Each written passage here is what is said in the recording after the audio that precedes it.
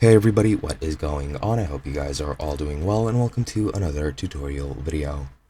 In this video, I'll be explaining to you guys how you can verify your ID or your identity as a whole on Cash App, so let's get right into it. Now, Cash App identity verification is very useful since it's required for certain things. For example, if you wish to send or receive more than $1,000 over a 30-day period, you do need to verify your ID.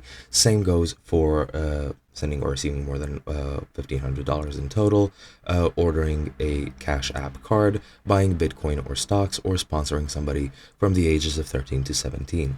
Now, to actually verify it, you do need a couple of things. You need a legal name, date of birth, and the last four digits of your social security number.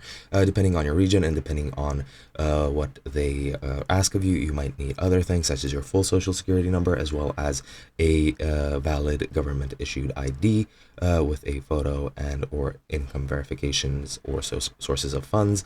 And to verify, it's actually a very simple process. All you need to do is, if you're in the app, tap on the profile icon at the top right of the Cash App home screen, then choose security and privacy and continue to the identity verification section. There you'll either see verified if your identity has already been verified, or you can tap and select verify to continue with your identity verification if it's not been done yet.